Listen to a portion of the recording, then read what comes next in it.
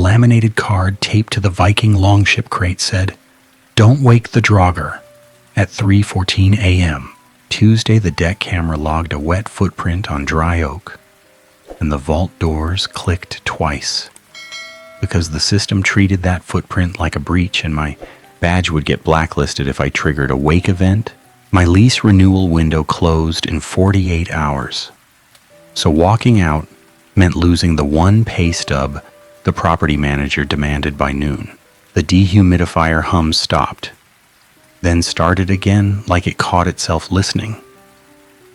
Rules don't protect people. They protect the people who wrote them. The footprint kept growing under the tarp. Overnight work teaches a person the difference between an empty building and a building pretending to be empty, which sounds dramatic until a badge reader refuses to beep, and the silence feels personal. My job title read, Collections Security, but the reality looked like a folding chair, 2 monitors, and a climate control dashboard that yelled in red when humidity drifted. The longship sat behind a glass wall in the museum vault, wrapped like a patient. Everyone called it the ship, like a nickname made it harmless, and I copied that habit because I needed this to feel like equipment instead of a story. A printed email waited on my desk because our supervisor hated phones in the vault. Toner had faded where someone thumbed the corner too many times, and a coffee ring cut through the bottom sentence so the last word broke off mid-letter. The line above the ring stayed readable, though, routed through something labeled Facilities Q12, revision tag C1 tucked into the footer like a secret. If an audible water sound presents, do not raise humidity to compensate. Another line followed, blurred at the edges like the printer stuttered. Log deviations before end of shift. I signed the sheet without reading it all the way because pride loves a shortcut, and I told myself I already knew the basics. That lie matters.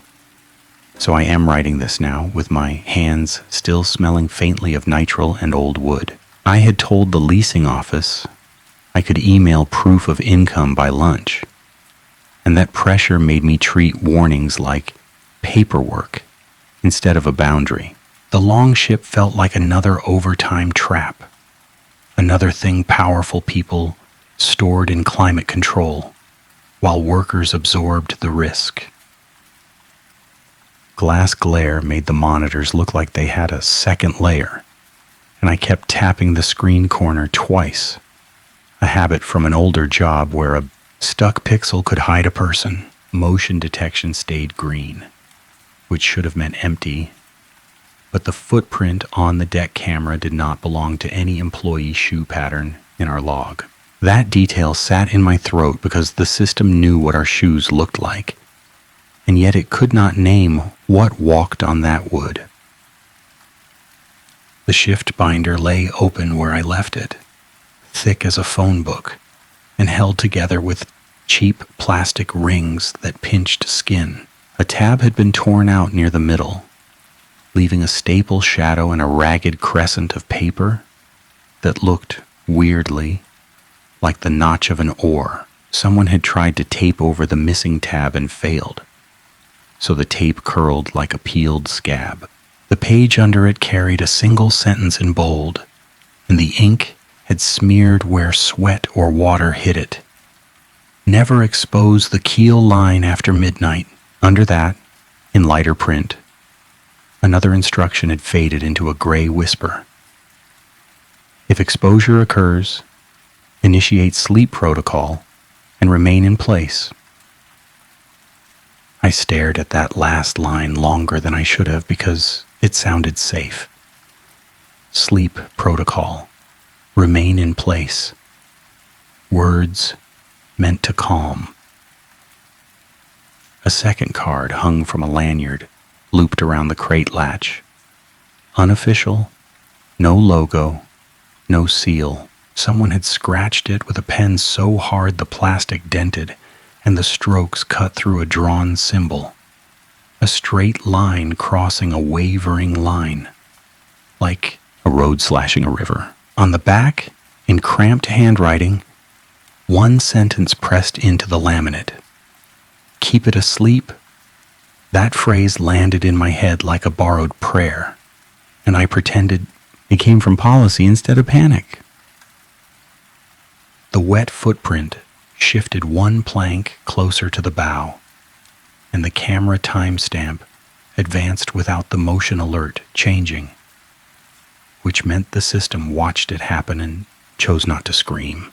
I grabbed my flashlight, then put it down because the binder warned against bright light near the ship at night, and I wanted to feel like I still listened. A rational plan formed anyway, the kind adults build when fear threatens to turn into superstition. Verify seals, verify humidity, verify doors, then call in the morning and claim a sensor glitch. A chime sounded from the access panel, soft and wrong, and the vault door indicator flicked from locked to pending.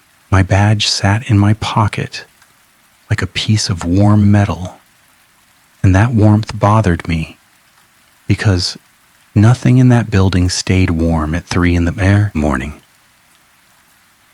Lena texted at 3:22 a.m., one line that carried the weight of a person who always apologized for needing help. Inhaler in lab. Can I grab it? Doors locked.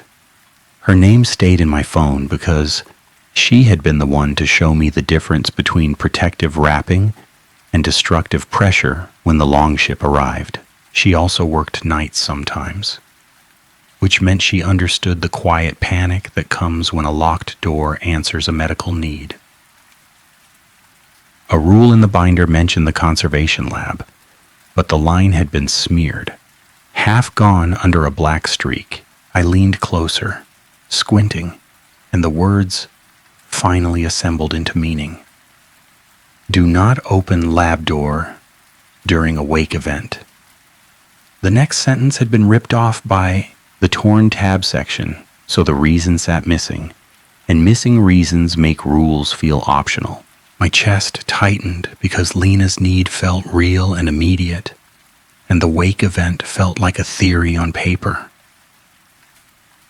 My fingers moved on their own, typing the override code that Lena and I both knew, the one used for spill incidents. The keypad accepted it, then took it back with a long, flat tone that did not belong to our system. That tone carried no emotion, yet it made my skin prickle like I had been judged. The door light stayed red, but a second click came from inside the wall, like a latch half-heartedly trying. The policy voice in my head sounded like our supervisor, and I hated that because it meant my brain had learned her cadence.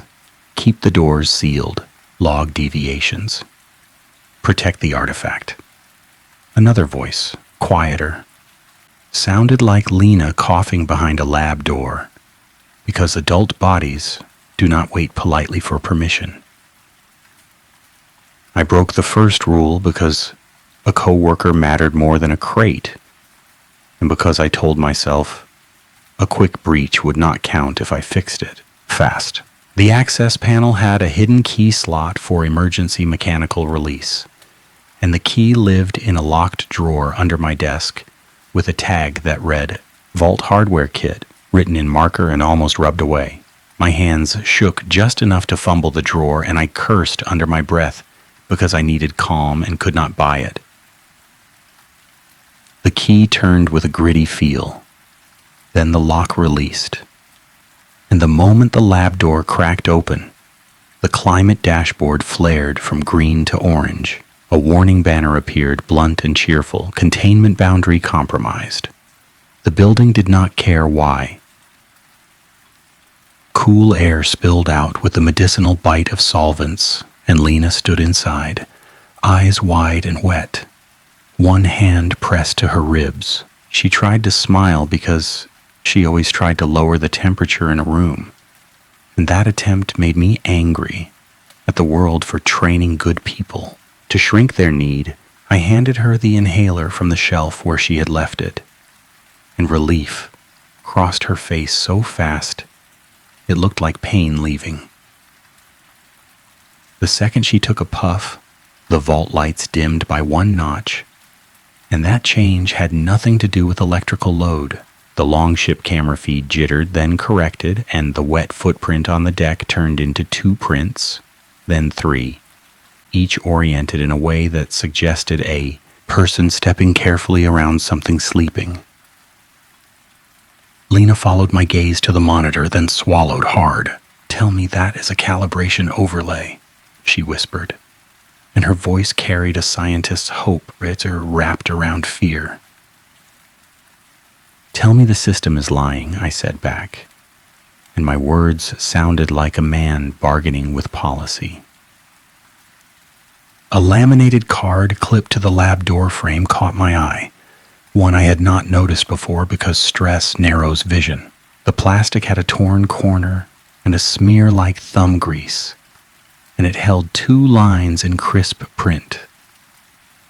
"If you observe moisture on the vessel after hours, you will not wipe it." Below that, smaller, "If wiping occurs, remain in sight of a camera until relieved." The instruction treated moisture like a creature that responded to touch, and the camera clause made my stomach twist, because it sounded less like preservation and more like feeding. Lena took another breath, slower now, and her eyes kept returning to the monitor. She tapped her fingers against her thigh in a pattern. 3 quick, 1 long, a habit she used when cataloging rivets to keep counts honest. That tiny behavior grounded me, so I copied it with my own thumb against my flashlight. And I hated that comfort came from ritual when I preferred logic. A sound drifted through the vault, faint and wet, like oars being lifted from water and set back down without a splash. The building had no water feature. The humidity readout stayed stable. My mouth went dry anyway. "Stay with me," I told Lena, then corrected myself, because direct commands felt cruel in that moment. "Come back to the desk. We close the lab and seal up. Fast." The word fast tasted like risk, and risk had already taken 1 bite out of my badge. The desk area sat within view of 2 ceiling cameras, and our supervisor had mentioned that detail during training with a joke about accountability. Under those lenses, the vault always felt like a stage, and that night the stage felt occupied. We moved as a unit because separation sounded like a new rule we had not read. I closed the lab door, turned the mechanical key back, and the instant the latch caught, the climate banner shifted from orange to yellow, like the building admitted partial forgiveness. A new alert appeared beside it. Access tier reduced pending review. My badge level dropping should have been an HR problem, but the timing made it feel like punishment delivered by a system with taste. Lena leaned close to the shift binder and flipped pages with careful fingers, like she feared paper cuts would become infections. The missing tab section bothered her too. "That tab held the excavation chain notes," she said, voice low, and hearing chain of custody language in a vault at night made dread feel earned. "Someone ripped it out before it came down here." A cold wave ran through me, not from air temperature, but from the idea of intent. Sensor glitches happen. Missing documents happen. Missing documents in the exact place a rule should explain itself does not happen by accident. The longship feed steadied, and the footprints stopped multiplying, which should have felt like victory. But the stillness carried its own threat. Motion detection stayed green. The deck stayed wet. The prince waited. Another printed email sat under the first one, its top edge wrinkled like it had been pulled from a pocket. The subject line, tucked into a sentence rather than a header, read like a joke someone with power would make. Night compliance reminder. No exceptions.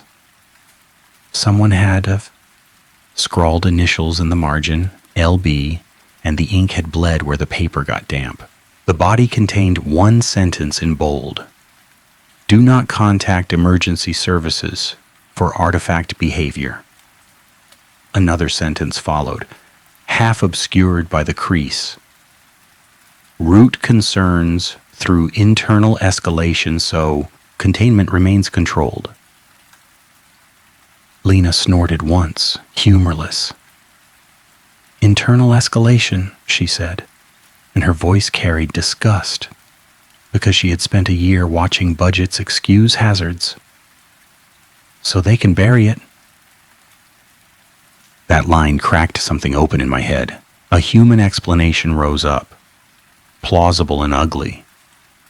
Management staged scares to deter theft, or they ran tests to see who broke protocol, or they used fear to keep staff compliant. That theory made me angry enough to function. The other explanation stayed quieter but heavier. Something inside the ship responded to attention, and the rules did not keep it contained so much as keep it satisfied. I picked the human theory because it gave me an enemy with an email address, and I grabbed the access log tablet from the drawer. The tablet screen had a hairline crack across the bottom, and the crack split the word secure in the corner so it read like a warning. My plan looked simple. Check swipes, verify no one entered, then blame cameras. That plan needed one thing. The logs had to behave. The log list loaded and a new entry sat at 3:11 a.m., earlier than my first footprint alert. Authorized access. Collection supervisor. Door. Vault interior gate. Method. Badge swipe. My pulse jumped because our supervisor did not work nights. And even if she did, I would have seen her on camera. A second entry followed at 3:19 a.m. Same name, same badge ID, different door, lab. That entry lined up with Lena's locked door text, and a sick thought hit me because timing can be a form of language. Lena read over my shoulder, then rubbed her thumb against her own nail until it turned white. A small self-soothing she probably hated. Maybe her badge got cloned, she said, which sounded reasonable, until she added, or maybe the system wants us to think that. The building lights dipped again, not off, just lower, like a person dimming a room to watch something better. A soft click came from the glass wall around the longship, and the security bolts along the base retracted a fraction, then stopped, like the case had decided to test its own freedom. A note lay on the floor near the glass, one that hadn't been there earlier because I vacuumed that area every shift. Another habit from an old job where crumbs could hide evidence. The paper looked old, thick, torn from something handmade. Charcoal letters sat on it, shaky and rushed, and one corner held the same crossed line symbol from the scratched lanyard card. The message carried 2 sentences, and both felt like a person trying to use plain language against a bigger machine. Do not give it a name. Do not log it. My skin prickled because that warning clashed with the official email that demanded logging. The collision did not feel accidental. The collision felt designed. Lena touched the paper with tweezers because she could not stop being careful, even while fear climbed her spine. Charcoal on linen rag, she murmured automatically, then her eyes lifted to mine. That came from inside the crate. That means someone knew. A new sound came through the ceiling speaker. A half-second of static, then a voice that matched our supervisor's tone too perfectly. "Please remain at your assigned station," it said, calm and clipped. "Do not approach the vessel. Compliance will be noted." The speaker system stayed disconnected after hours. I knew that because I signed the power-down checklist. And that checklist lived in my head like a hymn. Hearing a voice from a dead system hit harder than a scream because it suggested access. And access suggested intent. Lena stared at the speaker grill, then looked back to the monitor. "That isn't her," she said, and her certainty steadied me for a breath. Silence dropped right after, the kind that steals the background layers people rely on. The HVAC stopped. The fluorescent buzz cut out. Even Lena's breathing sounded too loud, so she held it, then exhaled slowly like she feared air itself could trigger motion sensors. A thought pushed through the hush, sharp and ugly. If the building wanted us under cameras, the safest move might be the opposite. That idea tasted like betrayal, and betrayal had already shown up wearing our supervisor's name. I grabbed the mechanical key again, then stopped because the rule about remaining in sight of a camera echoed in my mind. And I could not tell whether that rule protected me or hunted me. The scratched unofficial card sat on the desk. The words, "Keep it asleep," pressed into plastic. I set my palm on it like a promise and hated that I needed a piece of laminated fear to keep moving. Lena lifted her phone, thumb hovering. "I can call an ambulance for me," she said, voice tight, "and not mention the ship." The printed memo line flashed in my head. "Do not contact emergency services for artifact behavior." That line sounded like legal protection, but it also sounded like a trap built to isolate staff, which meant my next choice mattered in a way that would split opinions if anyone ever heard this. An alarm did not sound. A camera did not pan. The building waited. I chose a middle path because I wanted to keep my job and keep Lena alive. And that compromise made me the perfect target. "Text a friend to come to the lobby," I said, and the lie felt like poison. "If someone shows up, we can let them in and say you had an asthma scare." Lena nodded, then typed with shaking hands, and I watched her message send. The second it did, the vault door indicator changed from locked to sealed, a status we only used for fire containment. The building treated outside contact like contamination. Footprints appeared on the deck again, 4 this time, spaced too evenly, the kind of spacing a person uses when trying to look human. The camera auto exposure pulsed, brightening around the prints and dimming everywhere else. And the ship's outline sharpened for a moment, like the lens wanted us to see more. A small smear on the deck plank caught my attention.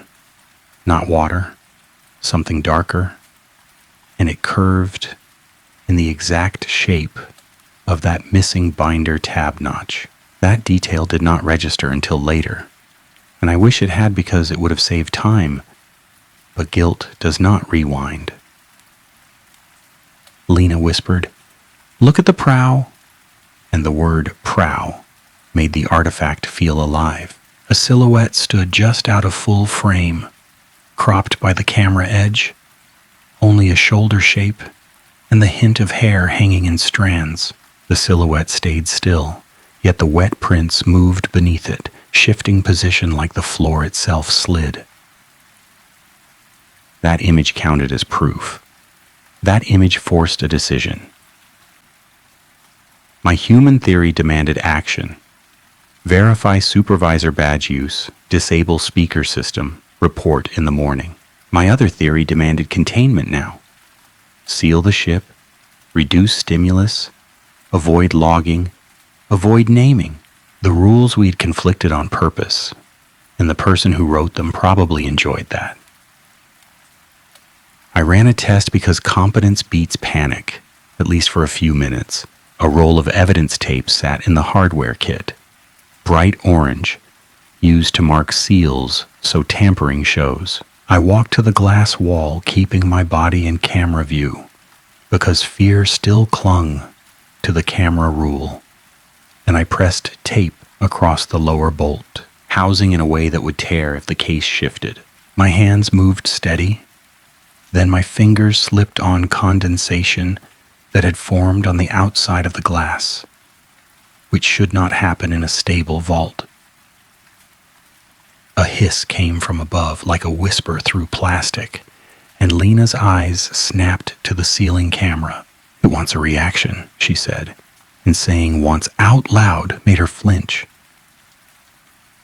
The tape sat clean. The bolt sat half retracted. The ship waited. Walking back to the desk felt like retreat, and retreat felt like weakness.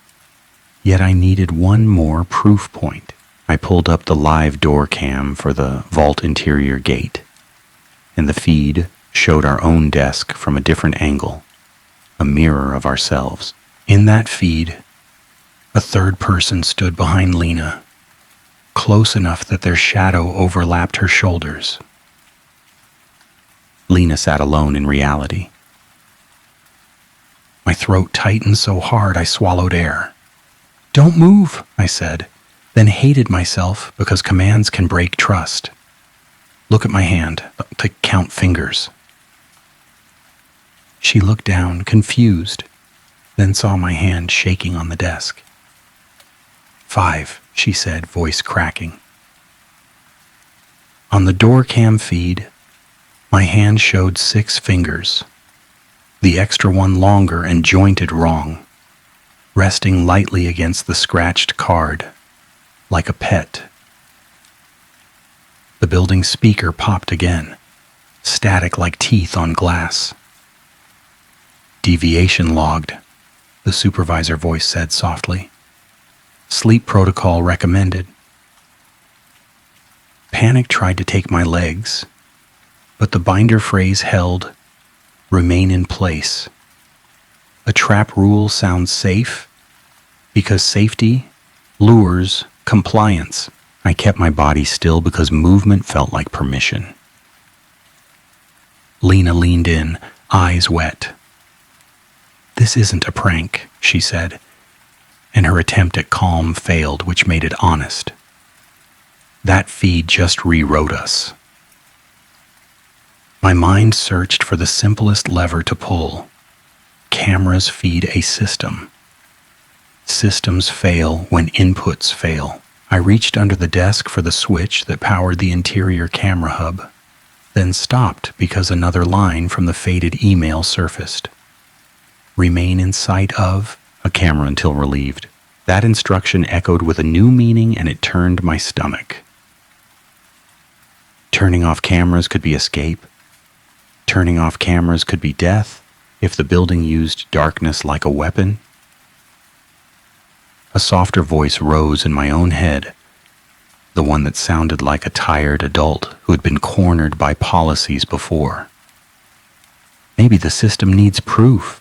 Maybe it needs a record. Maybe logging is not protection, but food.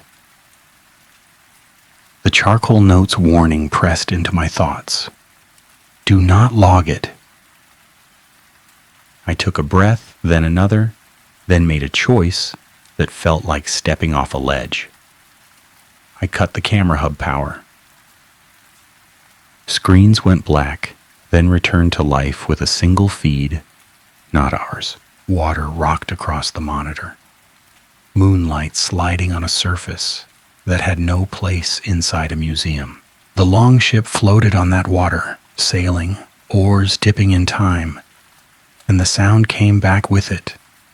That wet lift and set rhythm. Closer now, like the audio had it, found the room.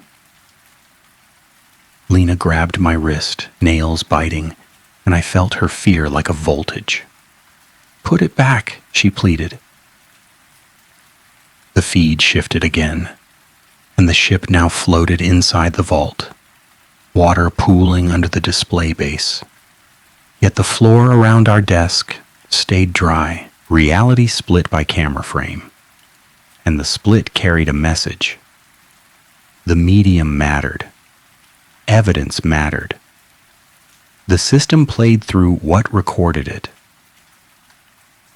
That moment should have been my proof of the supernatural. But my brain kept circling back to policy language, to who benefited from obedience. A corporate explanation still hung on, stubborn. Maybe someone hacked the feed. Maybe they piped video to scare us. Maybe they wanted us to log, to sign, to become accountable scapegoats.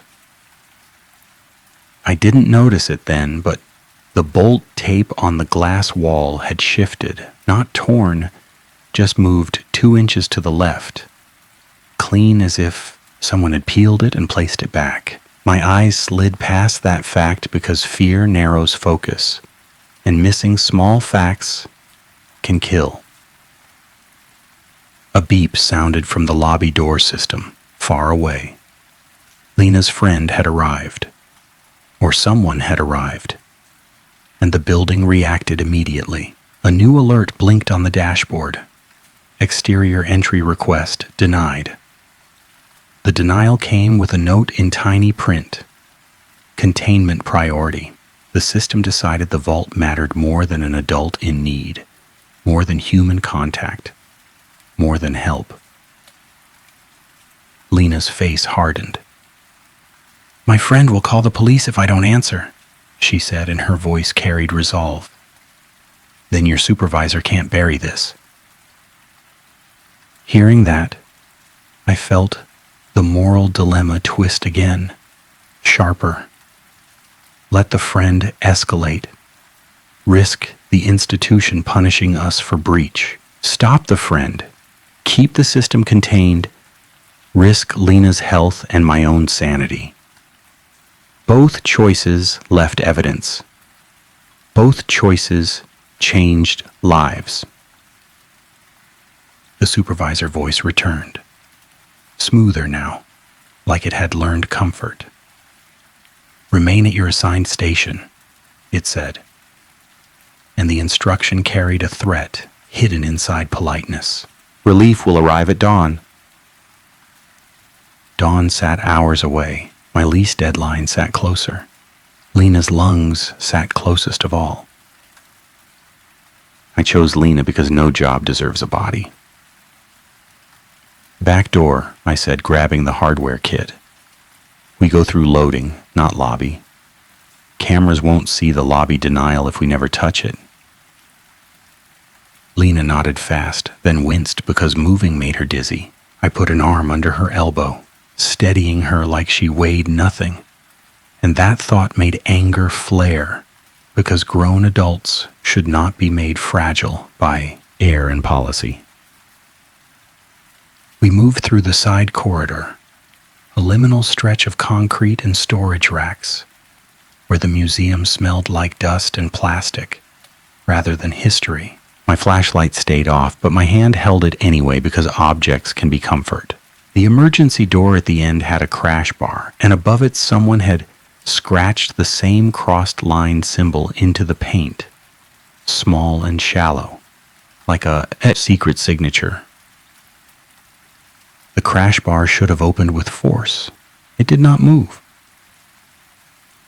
A badge reader sat beside it, one that should not exist on an emergency exit. Its screen glowed faintly, with a message that read in plain language, "Too plain for our system. Assigned station required." The building had turned safety infrastructure into a leash. Lena laughed once, short and disbelieving. "They retrofitted an exit," she said, and her voice shook. "That costs money. Someone planned this." Planned. That word pushed the needle back toward human conspiracy.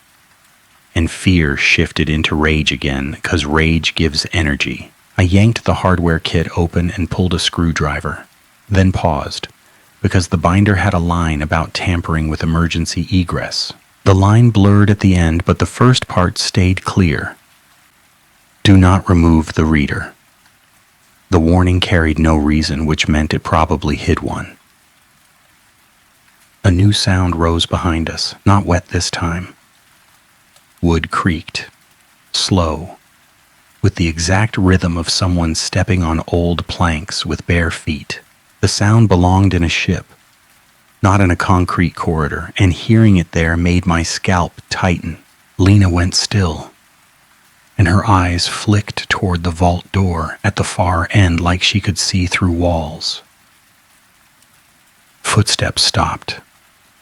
Silence fell again, and it felt heavier in the corridor because no HVAC hum lived there to mask it. The dashboard tablet in my hand buzzed. One vibration, then a message popped up, forced and bright. Sleep protocol available. Below it, a button glowed. Initiate. That trap rule returned. Tempting. Safety button. Simple click. Remain in place until relieved. The building offered compliance like a blanket. The charcoal note's warning fought back in my mind. Do not log it. Do not give it a name.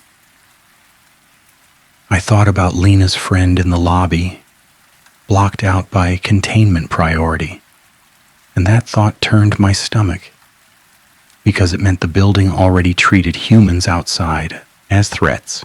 That only happens when an institution fears exposure more than harm. My thumb hovered over the initiate button, then moved away. Instead, I opened the access log again and searched for our supervisor's badge ID history. Dozens of entries appeared, not just tonight.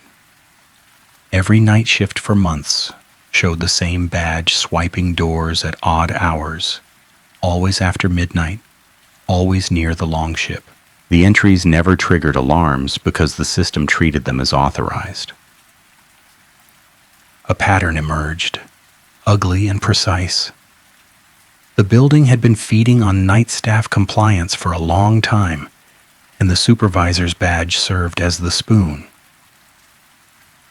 Lena saw my face change and understood without me speaking.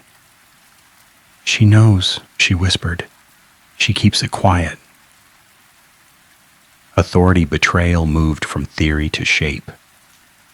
The rule giver held the leash, and the leash led to the ship. We had no exit, we had no lobby, we had a camera system that rewrote bodies and a badge reader glued to a crash bar. My resources kept shrinking. Access tier reduced. Safe space compromised. Comm blocked. Now exits corrupted. The ladder tightened. A thin line of water seeped under the corridor baseboard, darkening concrete in a slow curve. And that curve matched the notch shape of the missing binder tab. Again, seeing that shape twice should have registered sooner, but my brain only now linked it to something physical. An oar notch, a keel line, a boundary that looked like a curve. Keel line, Lena said almost to herself, and she glanced back toward the vault. The binder rule. Never expose the keel line after midnight. What counts as exposing? I asked, and asking a question felt stupid because the ship sat wrapped, sealed, behind glass. Lena swallowed. What if the keel line isn't on the ship, she said. What if it's on the floor?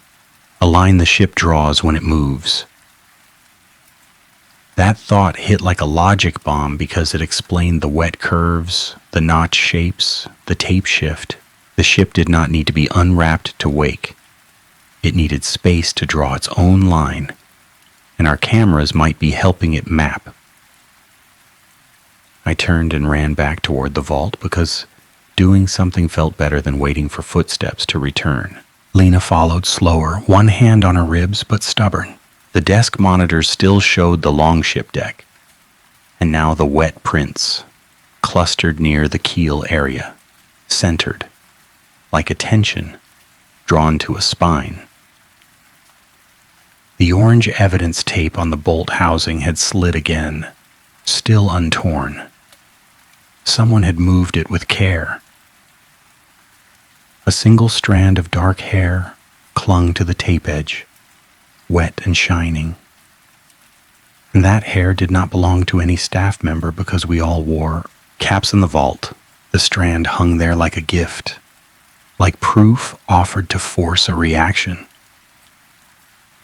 Lena reached for tweezers, then stopped herself, hands hovering because rules about not wiping moisture echoed.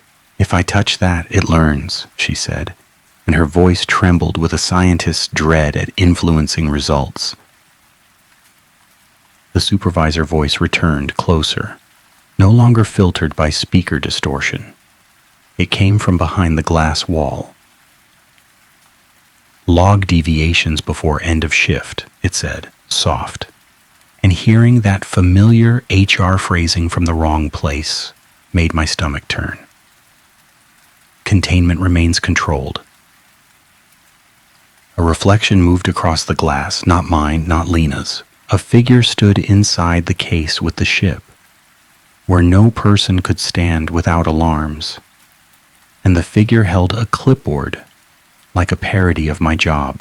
The clipboard had a badge clipped to it. The badge looked like mine. I stepped back because my body decided for me. Lena inhaled sharply, then coughed once, hard. And that cough sounded like a gunshot in the vault's hush. The figure in the glass turned its head toward her cough with a slow precision, like it had been waiting for that sound. The deck camera feed glitched, then froze on a still frame that burned into my mind because it landed clean. A face filled half the screen, cropped by scan lines, pale and wet, hair hanging in ropes. The jaw sat too loose, the mouth slightly open like it had forgotten how to hold expression. Its eyes pointed at the camera with a focus that felt trained. That image ended debate. That image demanded containment or escape. A laminated placard lay on the floor beside the glass, one I'd not seen fall. The plastic had a peeled edge and a smear where ink ran, and the printed rule inside carried the trap hidden in kindness. "If the vessel presents, remain inside of a camera. Relief will arrive."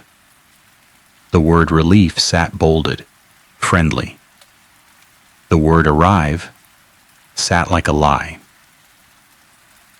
Lena grabbed my arm. "We need to blind it," she whispered, then shook her head, correcting herself because words matter. "We need to starve the record." Starve the record. The phrase clicked with the charcoal note. Do not log it.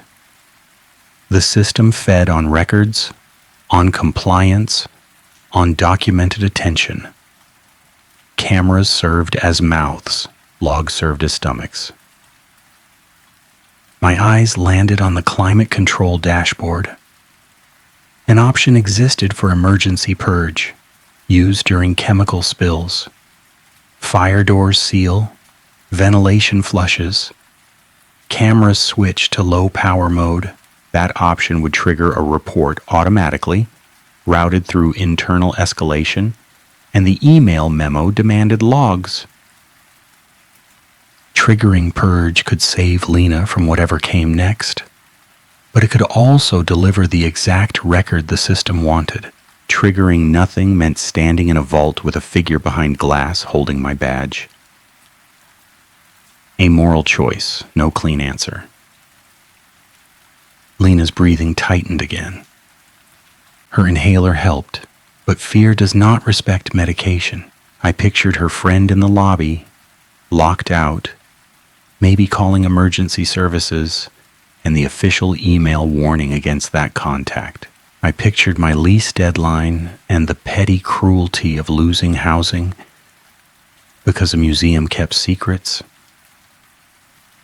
I pressed purge anyway because an adult body came first, and because I told myself I could control what got logged after. Fire doors slammed down across the vault entrances with a heavy thunk that felt like a protective hand. Ventilation roared to life, loud, blessedly normal, and the humidity stabilized within seconds. The longship feed flickered, then went dark, replaced by a simple message: camera in low power. For the first time in hours, the building behaved like a building. Relief washed through me, physical, almost dizzying, and I laughed once, short and cracked, because my nervous system needed any outlet. Lena sagged against the desk, eyes closing, and a sob almost escaped her before she swallowed it, stubborn. The water sound vanished. The footprint pattern stopped updating. Even the supervisor voice fell quiet. Concrete relief, real relief, lasted maybe 20 seconds. A new banner appeared on the tablet, bright and insistent. Automatic incident report queued. The system had already started logging. The queue name sat in tiny print, like a signature. Facilities Q12. The report opened on screen, and fields filled themselves out with clinical ease, pulling badge IDs, door statuses, camera states, names. My name appeared in a sentence that read like blame. Lena's name appeared as an involved party. Our supervisor's badge ID appeared as the authorizing credential. The building was not protecting the ship. The building was constructing a narrative. Lena's eyes snapped open. "Stop it," she whispered. "Cancel the report." My finger hovered over the cancel button, then the screen changed on its own. The cancel option grayed out, and a new line typed itself into the report in plain language. Not our software's usual phrasing. Wake event confirmed. The fire doors stayed sealed, but the glass wall around the ship vibrated once, like a throat clearing. The orange evidence tape lifted at one end, peeled itself back with careful fingers no one could see, and reattached, perfectly aligned. Someone inside the system respected procedure more than life. The vault speakers crackled, not with static now, but with the sound of paper being turned. Slow, deliberate, like a binder page flipped by wet hands. That sound arrived exactly once, then stopped, and my skin crawled because the noise had nothing to do with wood or water. The binder itself had become a medium. Lena stared at the shift binder, then slowly opened it, careful, like she feared the book would bite. A page near the missing tab area had changed. Ink sat darker, fresher, as if recently printed. The sentence in bold now read, "Perfectly clean. Never expose the keel line after midnight." Under it, a new line existed, one that hadn't been there earlier.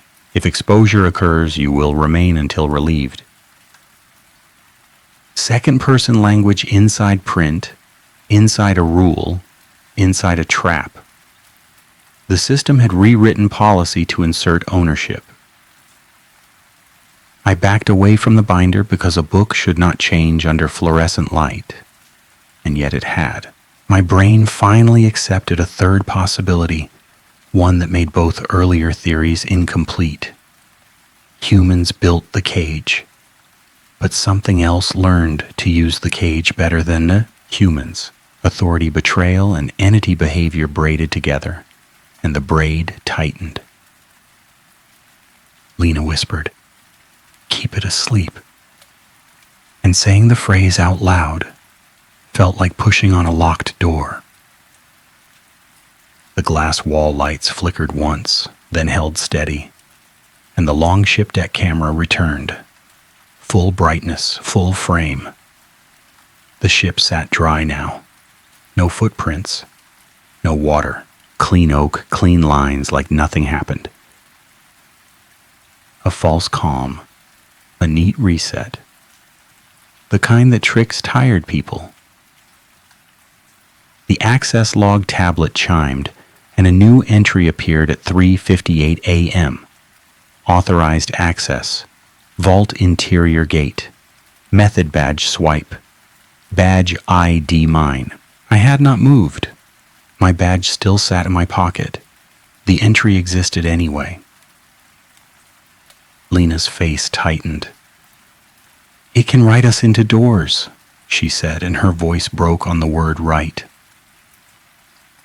Another entry followed. Lab door. Badge swipe. Badge ID Lena. She flinched, like the system had slapped her with paperwork. The fire doors slammed open on their own, purge mode ending. Ventilation died. HVAC hum stopped. Silence returned. Heavier now because we had tasted normal and lost it. A knock came from the glass wall around the ship. Soft, polite, 3 taps, then one long scrape. The scrape sounded like a nail dragged across a clipboard. A shape moved behind the glass, closer to the front now, and it held the clipboard up like a sign.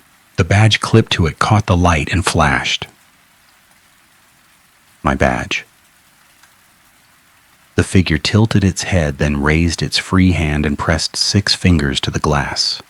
Palm flat, water beaded around each finger, and the beads formed the crossed line symbol in negative space, like condensation chose to draw it.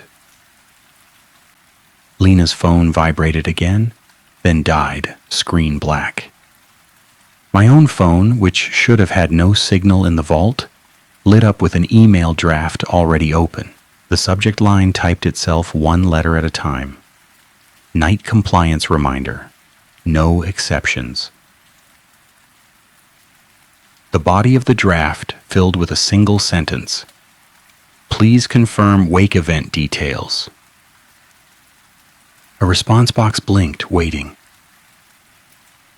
The trap became obvious, ugly in its simplicity. It wanted my reply. It wanted my confirmation. It wanted me to turn a phenomenon into a record that could be routed, filed, shared, moved into other folders. Maybe the ship fed on attention. Maybe the institution fed on cover-ups. Either way, the act of confirming sealed something. Lena grabbed my wrist again. Do not answer, she whispered, voice raw. A door chime sounded from the lobby, followed by a muffled voice yelling my name. Distant, but real. Lena's friend had gotten past something. Or the building wanted me to believe that. Hope and manipulation feel similar when adrenaline runs the show. The glass wall knock came again. Then a new sound followed from behind the ship. The slow creak of wood under weight. The way a plank complains when a body shifts on it. The figure did not leave the frame. It did not need to. It had already learned to use doors and logs. I made a decision that cost me my job on purpose, and I accept that cost because some prices beat others. The vault had a manual network port under the desk, used for uploading large video files to the archive server. We almost never used it at night because uploads triggered audits, and audits meant supervisors. That port also bypassed Wi-Fi and wrote directly to the building's record system, which felt dangerous, but danger had already set up camp. My plan formed fast: send the wrong record, feed it something else. A flash drive sat on my key ring, personal, holding photos and tax forms. The kind of digital clutter adults carry because life runs on documents. I pulled it free, then hesitated because plugging personal media into a museum system violates policy so hard it can end careers. Lena watched me, then nodded once, understanding without words. Sometimes breaking a rule becomes the only moral act left. I jammed the drive into the port, opened the archive upload interface, and selected the largest file on the drive, a PDF of my lease paperwork. The upload bar appeared, crawling, and my heart pounded because I needed speed, and the system chose slowness. On the deck camera feed, the figure lifted the clipboard and wrote with a pen I could not see. Ink lines appeared on the paper anyway, bold and dark. The figure then held the paper up to the glass, and the camera zoomed on its own, showing the words in neat, printed font. Assigned station required. Lena swore softly, then coughed again, and the cough sounded wet with fear more than illness. The upload bar hit 40%. My hands shook, then steadied, and I forced myself to breathe in counts, like Lena did with rivets. 3 quick, 1 long. My brain needed any pattern that belonged to us. The speaker system clicked, and the supervisor voice returned with a new edge, irritation leaking through. Personal media detected, it said. Immediate termination pending. Confirm receipt. Termination. That threat should have made me stop, but hearing it in that voice made the truth crystal. Our supervisor's language served as a leash, and the system had learned that leash worked. The figure behind the glass smiled, not wide, not monstrous, just enough to show it knew what termination meant. The upload bar hit 90%. My lease paperwork, my proof of income, my private fear, all moving into the archive pipeline because I used the only weapon I had, documentation. A new alert popped up, file routed to facilities Q12, revision tag assigned. That line chilled me because it meant the system swallowed my life and labeled it. The bar completed. A confirmation window appeared with one button. Acknowledge. The trap waited. Acknowledge, confirm, log, eat. I did not press it. Instead, I yanked the drive out and smashed it against the desk edge. Once, twice, until plastic cracked and the metal tongue bent. Breaking it felt stupid and satisfying, and the satisfaction made me ashamed because survival should not feel like revenge. Behind the glass, the figure jerked, subtle, like it felt a tug. The deck camera feed shimmered, then showed a new image. My desk from above, Lena and me frozen mid-motion, and behind us, in the camera frame, the figure now stood in the vault outside the glass. It held the clipboard. It wore a lanyard. The lanyard carried my badge. The still frame stayed clean for one breath, long enough to see the wrongness in its posture. Knees bent backward slightly, shoulders sat too square, like armor under skin. Water dripped from its hair, but droplets hit the floor and vanished before they spread. Then the feed cut back to normal, and the vault behind us looked empty. Footsteps sounded on concrete, slow, approaching. No chase, no sprint. A deliberate walk that assumed compliance. Lena grabbed the hardware kit and pulled out a roll of seal tape, the kind used to close crates during transport. We seal the binder, she whispered, eyes wild. If it rewrites rules, we trap the medium. That idea sounded insane, but it also sounded practical, which is how the best survival plans hide. The binder sat open, pages vulnerable. I slammed it shut, pressed my palm on the cover, and tape screamed as Lena wrapped it tight, layers crossing like a spider web. The tape stuck to itself, to the binder, to my skin, and pain flared because cost always arrives.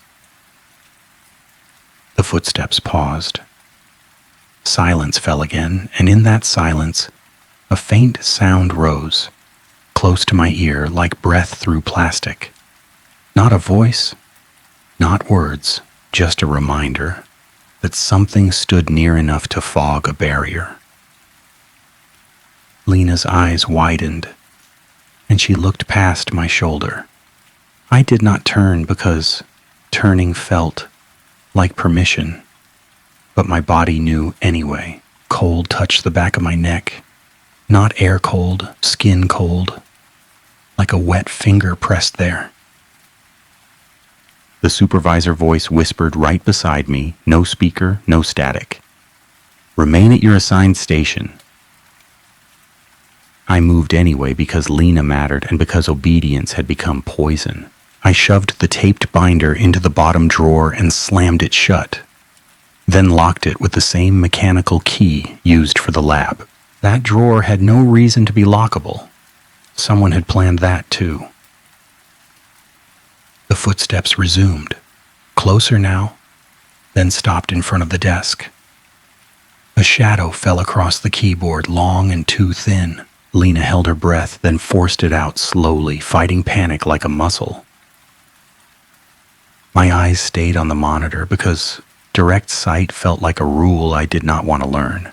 In the monitor reflection, the figure stood at the edge of frame, head tilted, clipboard held like a shield. It leaned toward the desk, and in the reflection, its mouth moved. A paper slid across the desk surface, pushed by fingers I did not see. The paper looked like an HR form. Blank lines, signature space, all printed in crisp black. One corner carried the crossed line symbol. A pen rested on top, point aimed at the signature line. Lena shook her head, tiny, frantic. Signing would create a record. Refusing would escalate. That moral collision felt like a pole with no safe answer. Comply and become documented, or resist and become punished. Both paths left evidence. I chose a third path because sometimes survival means cheating the options. My hand took the pen and my other hand lifted the paper. Then I wrote on it one sentence, not a signature, not a name. I wrote the charcoal note's warning in plain language, the closest thing to a spell I trusted. Do not log it. The pen scratched and the ink bled, and the moment the sentence finished, the paper went damp under my palm, like it soaked up water from nowhere. The figure behind me inhaled sharply, a wet inhale, and the breath through plastic sound returned, longer, angrier. The desk monitor flashed, then displayed a new folder path in the archive interface, one that did not belong to our museum. Intake. Another word followed. Regional. Another. Vaults. Shared universe. Wider system. The institution ran bigger than one building. Lena's eyes locked on the screen. It moved your lease file, she whispered. It moved it into intake. My stomach dropped because that meant my private paperwork had become bait for other sites, other staff, other night shifts. The system did not just punish, it distributed. The figure behind me slammed the clipboard down on the desk once, hard enough to rattle the keyboard. The sound carried the weight of an oar hitting a dock. My body flinched, and that flinch felt like failure. A new message appeared on the tablet, plain and cheerful again. Relief has arrived. The vault door indicator flicked to pending. Footsteps sounded from the corridor. 2 sets now, one heavier, one lighter, approaching.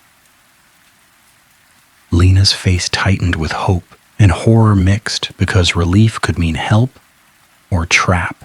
I opened the desk drawer just a crack and felt the taped binder inside.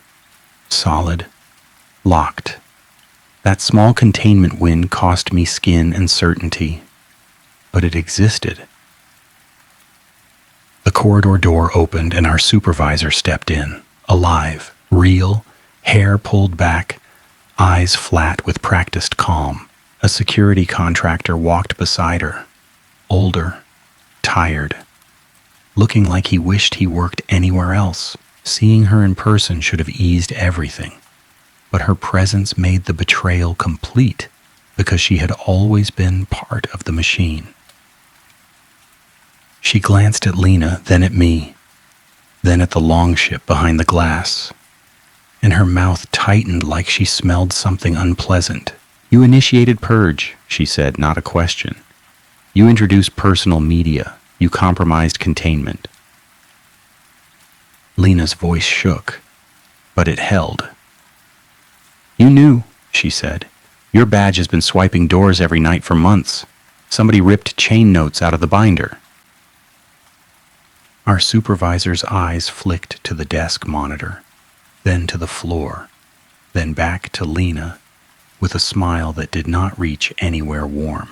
Stop making stories, she said softly.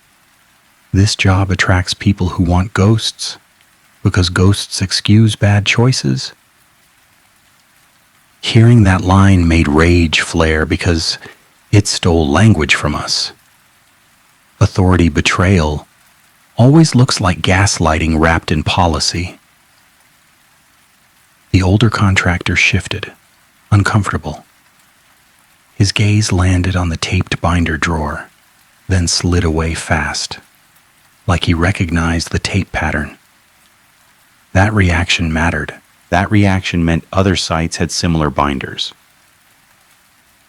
Our supervisor stepped closer to the desk, and the air around her smelled faintly of antiseptic wipes, too clean for a night shift.